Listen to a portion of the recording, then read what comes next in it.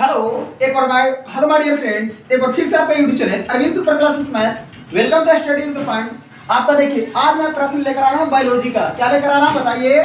Biology का। आपका श्वसन से चैप्टर से मैं लेकर आ रहा हूँ। किसका लेकर आ रहा हूँ बताओ?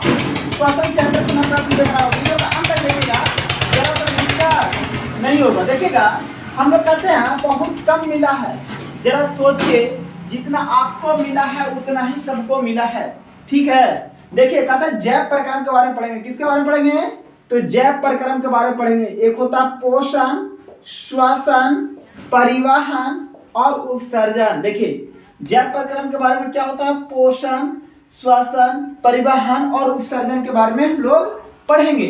पहले देखिएगा, अब यहाँ पे देखिए एक गोल घर है, उसमें क्या है? उसमें एक पॉइंट है, इसमें रहता है आपका भोजन रहता है, ग्लूकोज रहता है, वसा रहता है, अमीनो अम्ल रहता है और प्रोटीन रहता है। अब कहता है देखिए C6H12O6 plus O2 CO2 plus H2O plus ऊर्जा। कहता है एंजाइम होता है शरीर के रासायनिक क्रिया को गति को बढ़ाना। कहता है शरीर को रासायनिक क्रिया गति को क्या करना? तो बढ़ाना। अब देखिएगा, अब इसमें कहता है C6H12O6 प्लस 6O2 एंजाइम है, जो 6CO2 प्लस 6H2O प्लस ऊर्जा होता है। अब देखिए ATP, कहता है ATP एक यौगिक है जिसका रासायनिक बंधन के रूप में होता है। ATP क्या है? एक यौगिक है जिसका रासायनिक बंधन के रूप में होता है। ATP का फुल फॉर्म क्या होता है? लिखा है एडेनोसिन ट्रिप्टोफान होता है। देखिए सेंसिटिव होता है, थोड़ा सा इंग्लिश देखिएगा बड़ी तरह से। अगला कहता है ATP को ऊर्जा मुद्रा भी कहा जाता है। ATP के ऊर्जा को मुद्रा भी कहा जाता है। अगला है रासायनिक ऊर्जा को सार्वजनिक वाहक ATP है।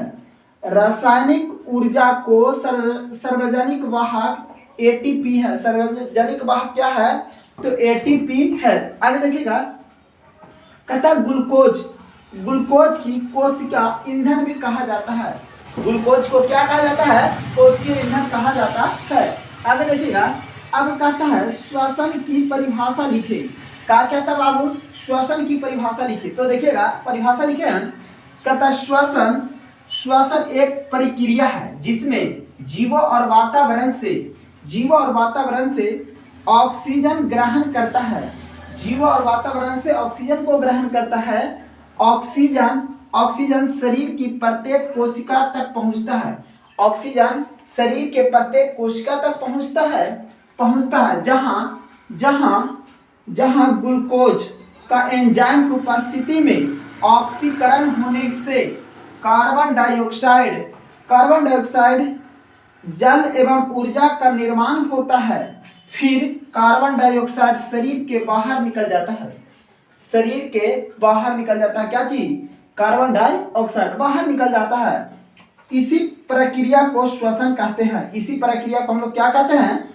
श्वसन कहते हैं। जैसे C6H12O6 प्लस 6CO2 एंजाइम है, जो 6CO2 प्लस 6H2O प्लस ऊर्जा होता है। आगे देखिएगा, अब देखिए, अब यह है अवयवीय श्वसन की विशेषताएं क्या है?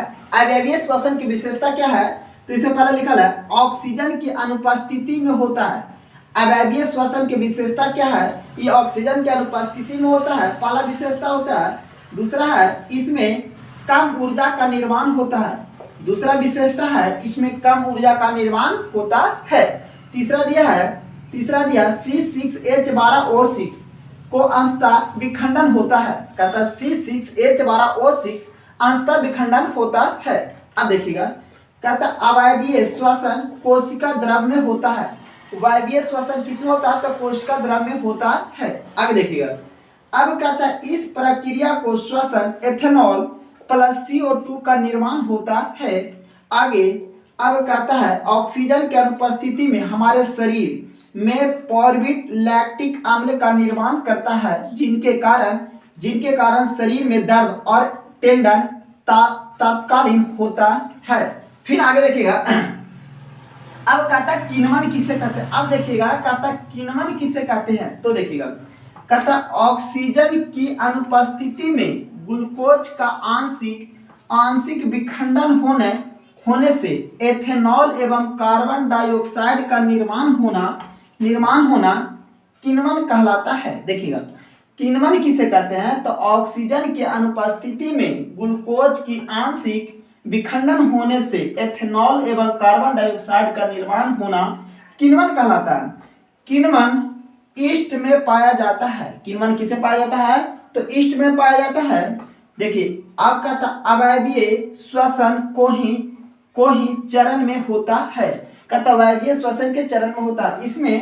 इसमें एटीपी ऊर्जा निर्माण होता है। इसमें एटीपी ऊर्जा का निर्माण होता है। फिर नेक्स्ट वीडियो मिलते हैं। आज मैं इतना ही। अगर अच्छा लगा तो चैनल को शेयर करिएगा, सब्सक्राइब करिएगा।